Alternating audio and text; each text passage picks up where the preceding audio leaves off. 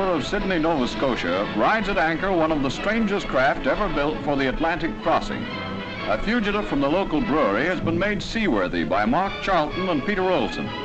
The barrel is specially fitted out with keel, mast, and sail. Mark is a would-be repat in reverse, having recently been demobbed after overseas service with the Canadian Army. Unfortunately, when all ready to sail, the mast splinters. Now the adventurers say they will have to wait until spring to make the journey to Blighty.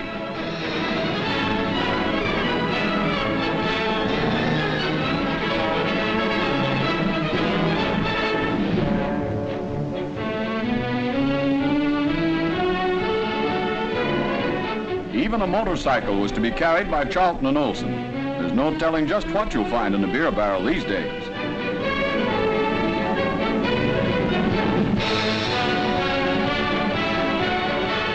It's lucky the contraption isn't moored on the UK side of the ocean. One dark night it would probably turn up missing. The repat schedule would then have added to its list of transport one Atlantic barrel.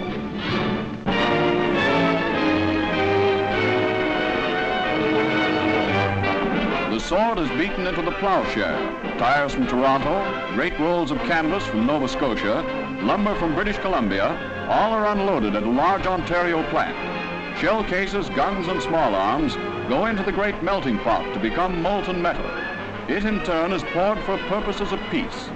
The molds shape parts for a dozen types of farm machinery, which will be exported to Europe to aid its agricultural reconstruction.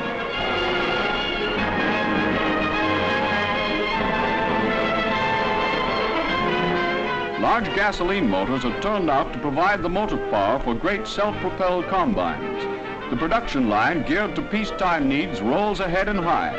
A 45-bushel grain tank is welded in record time. It is also a part of the combines, which are turned out at the rate of 9 a day from one factory alone. All are ordered by UNRWA, together with dozens of other farm implements from horse plows to dump rakes. As the Dominion is supplying 27% of UNRWA's farm machinery commitments, Canadian machinery factories are hives of industry.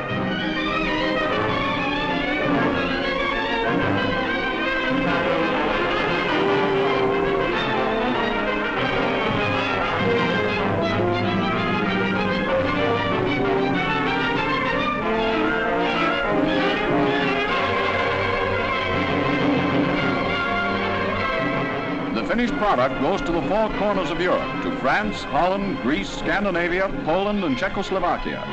Thus, Canadian industry, in a quick changeover to peacetime production, fulfills two tasks. The first is to aid in the reconstruction of Europe, and the second to lay the foundations of future Dominion trade.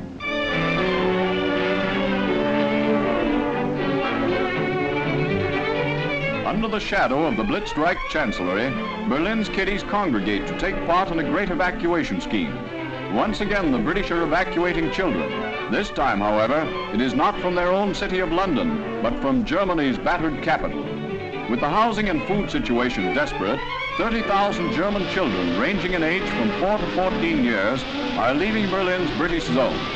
Their destination is the district of Oldenburg, controlled by the CAOF. Allied troops supervise the move, which is run by the German Red Cross.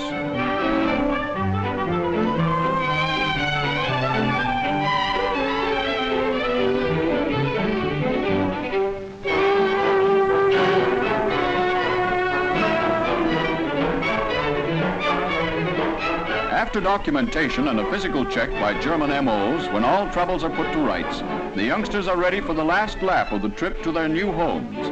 Natives of the Oldenburg area have volunteered to take the children into their houses for an indefinite time, so the big migration nears its end.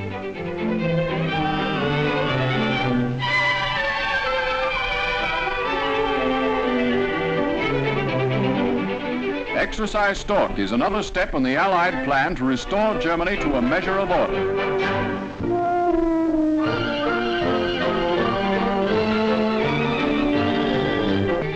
At Oshawa, Ontario, the first post-war automobile rolls off the assembly line. The resumption of civilian production marks the completion of a great plan. More than 900,000 man-hours of labor were needed to complete the reconversion program. Now the first fruit of the great task nears completion.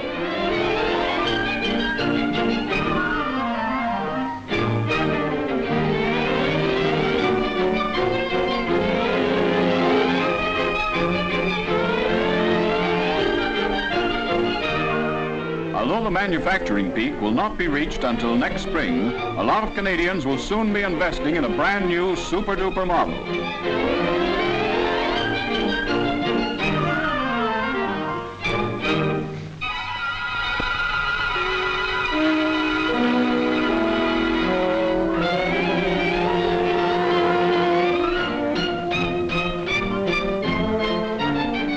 The first sedan to be completed is turned over to Major C.A. Bell, M.C. of the Department of Veterans Affairs.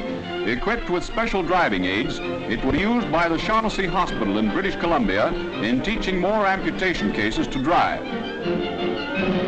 Canada's first for Canada's finest. At New Westminster, BC, the British refrigerator ship Columbia Star loads aboard the world's record egg shipment. 34 million shell eggs are bound for the United Kingdom. BC poultry farms, noted for their high quality and productive capacity, produced this record cargo within a 30-mile radius of the shipping point. Prize-winning white leghorns go all out for laying eggs for England.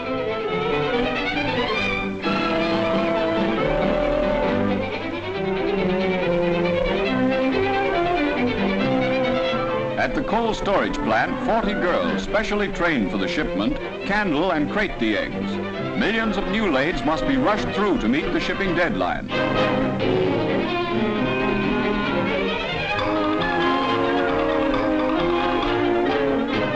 Thousands of crates move off to the wharf to be loaded as sailing time approaches. The biggest cargo of eggs ever loaded on one ship at one time anywhere in the world is just about complete. Traveling the all-water route through the Panama Canal, the Columbia Star will be in England in 26 days.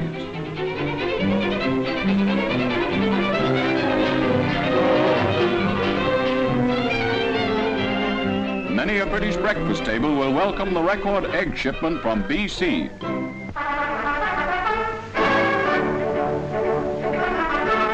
In Deticum, Holland, the Fort Garry Horse holds a farewell parade. It commemorates also Cambrai Day in memory of the part played by the regiment in the historic World War I battle.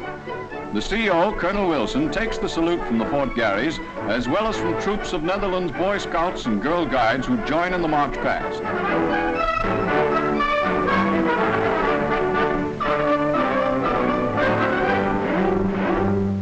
As part of their program to aid the townsfolk, the Fort Garrys have been running a bus service to take the kiddies to school. Now, for the last time, the old student special loads up for the trip to the Little Red Schoolhouse.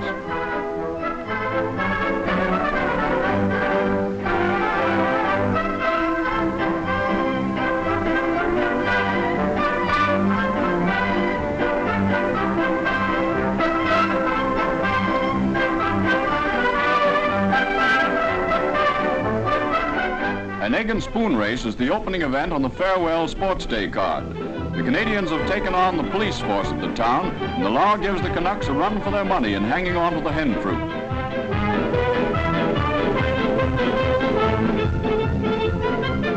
In the blindfold race, after the blinkers are put on, anything is apt to happen.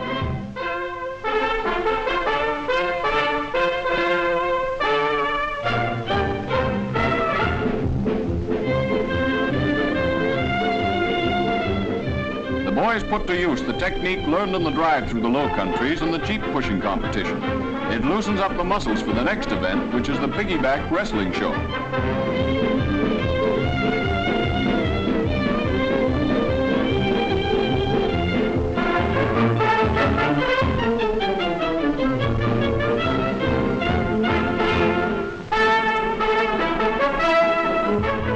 Somebody with a diabolical mind evolved the boot mixing contest. The idea is to mix up all the boots in a pile.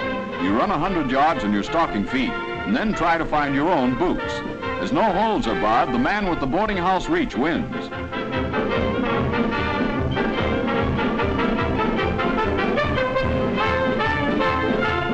Confidentially, the game was designed to get the police with their boots off. However, good fellowship reigns supreme as another group of Canada's ambassadors says farewell before the homeward trek.